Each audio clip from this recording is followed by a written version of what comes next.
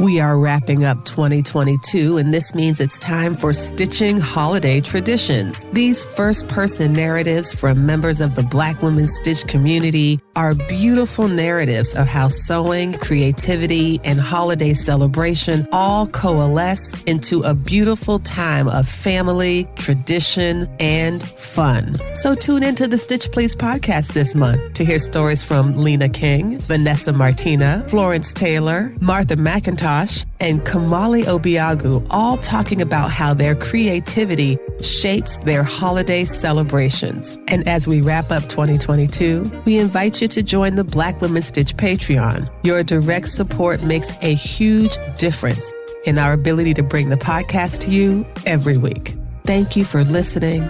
Thank you for your support. And here comes Stitching Holiday Traditions.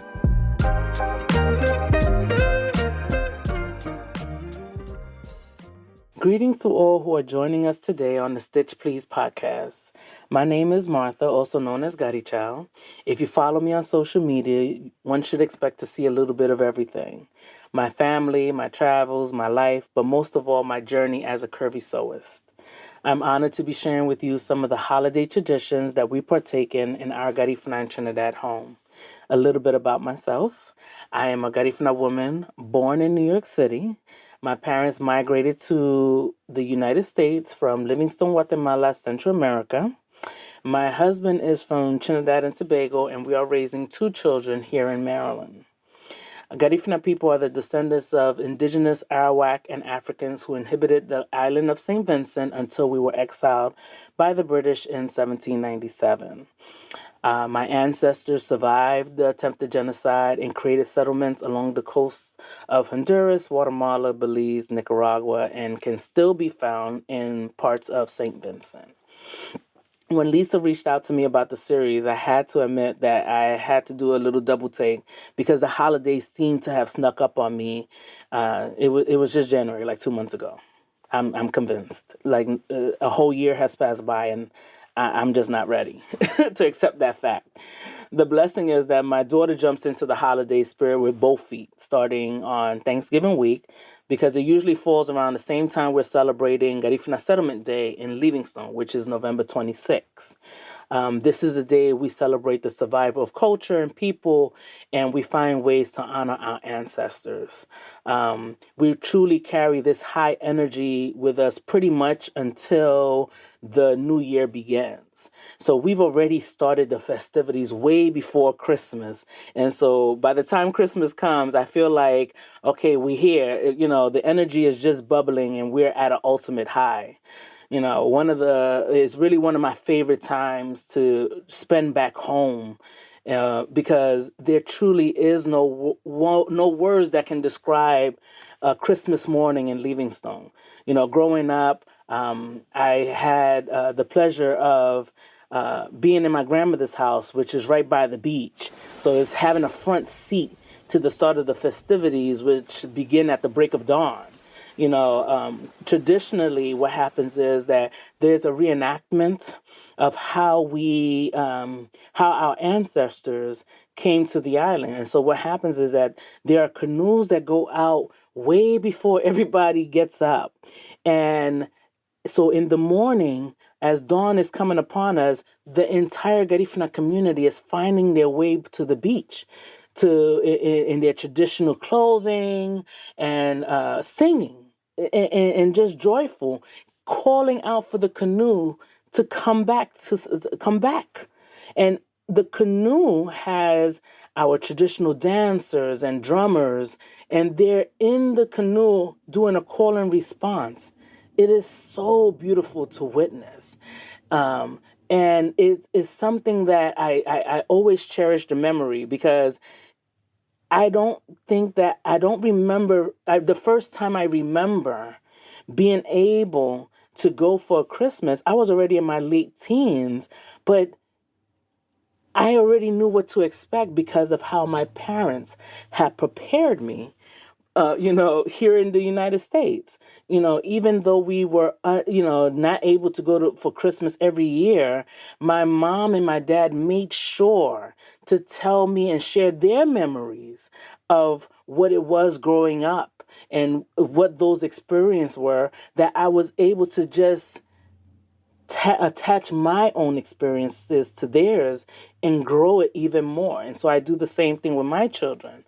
And so, and continue the traditional oral tradition, I tell them of the story of the first time of seeing the canoes making their way back from the sea, bringing in the drummers and the singers to meet those of us who are impatiently waiting on the beach.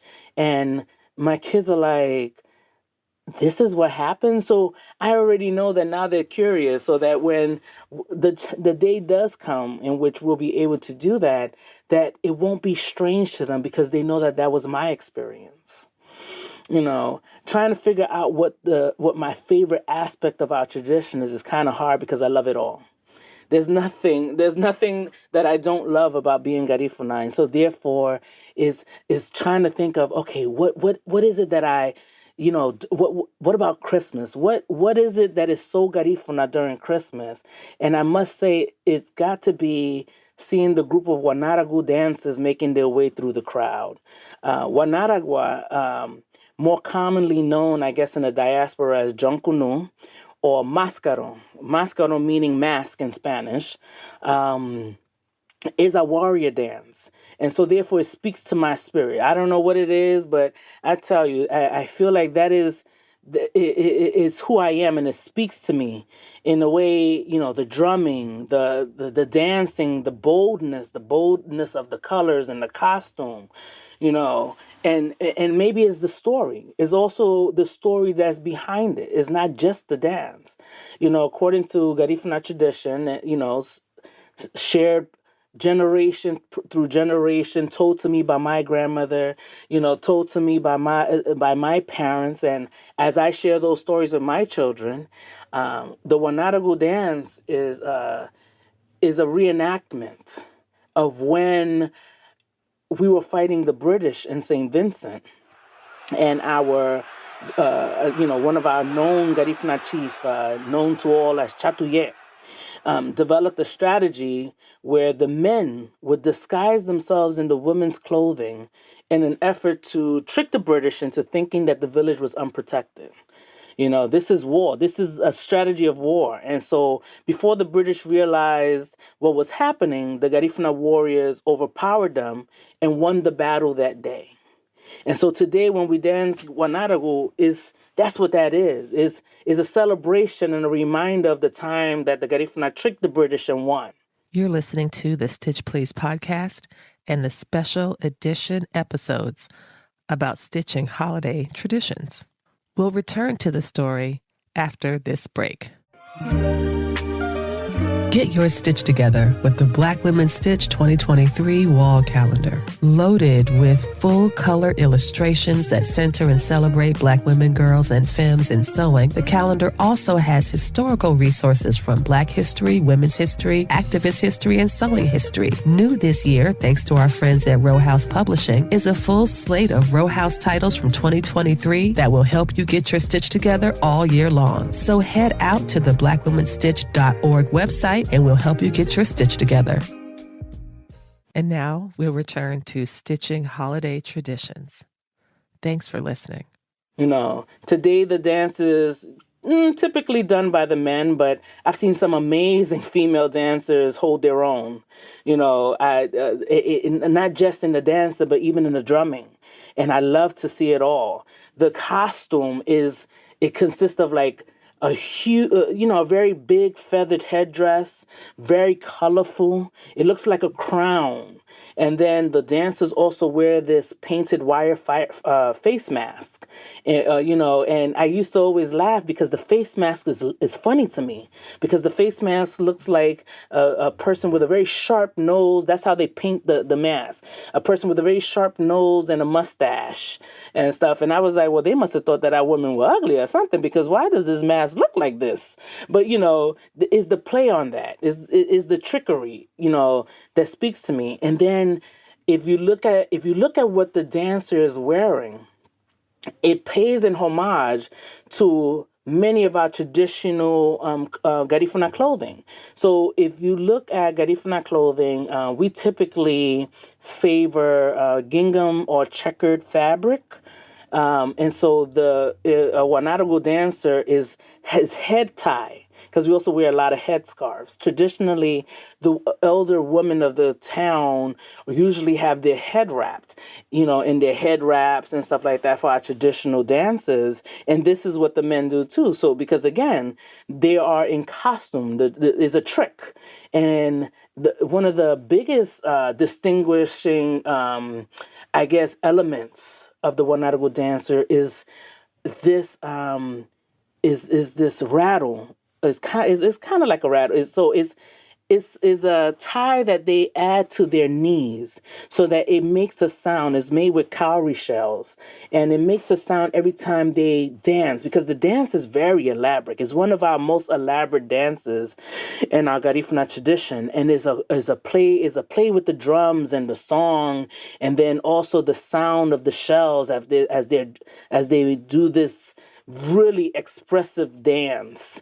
And I encourage everyone who's listening to go on the internet, go on YouTube, and seek out and look at this dance. You'll see that it's done not just by the Garifuna people. It's so African in nature that Bahamas does it. They have a Jankunu festival.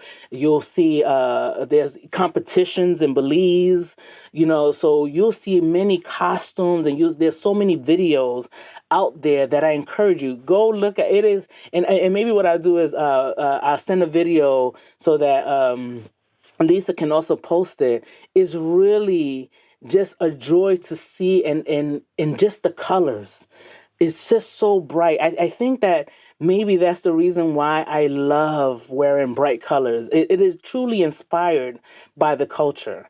My sewing always takes and leads to the bold. That's what speaks to me. That bold fabric, the colorful fabric. I'm truly credit that to a lot of the Garifuna traditional wears that we do, and the dances, and how expressive it is. And so therefore I can't help myself, right? Isn't that what makes me who I am? And so I feel like that is what influences me and influences my sewing. And these traditional ways just speak to me in a way that's what I kind of tend to lead to. And so, before kids and school schedules and full-fledged adulting, I used to be in Guatemala from settlement day until at least after Christmas, just so that I can really enjoy and partake.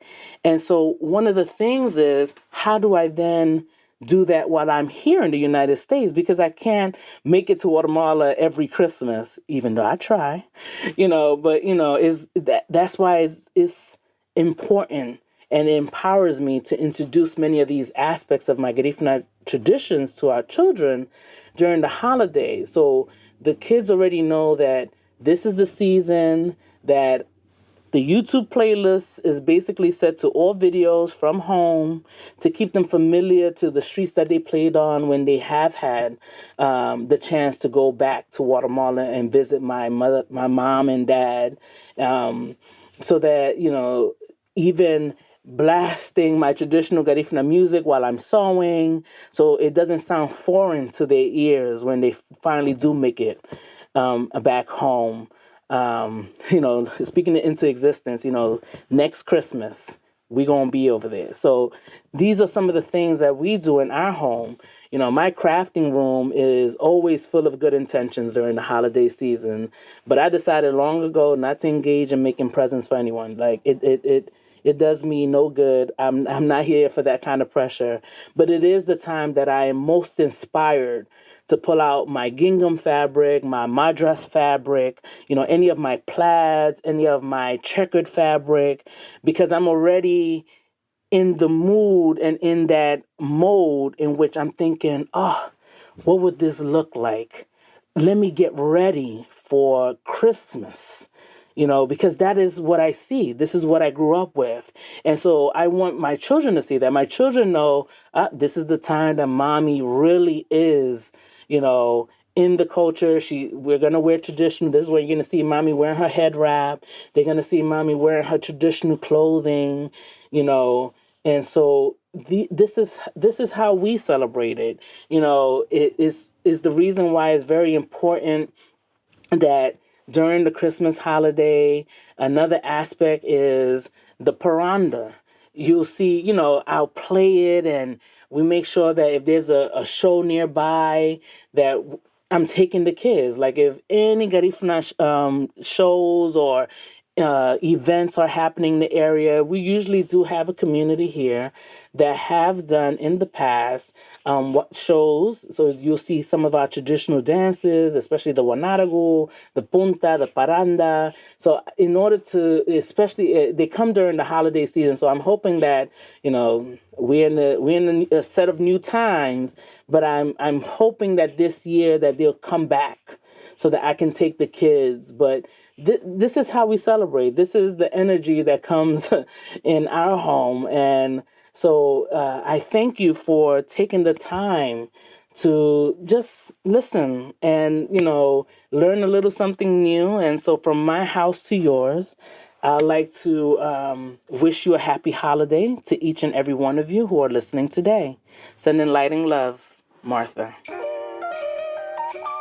Thank you for listening to this episode of Stitching Holiday Traditions. We hope you enjoyed it as much as we did. And to help you get your stitch together for 2023, we invite you to pick up a copy of the Black Women Stitch Wall Calendar. Loaded with full-color illustrations that center and celebrate Black women, girls, and femmes in sewing, the calendar also has historical resources from Black history, women's history, activist history, and sewing history. New this year, thanks to our friends at Row House Publishing, is a full slate of Row House titles from 2023 that will help you get your stitch together all year long. So head out to the blackwomanstitch.org website and we'll help you get your stitch together.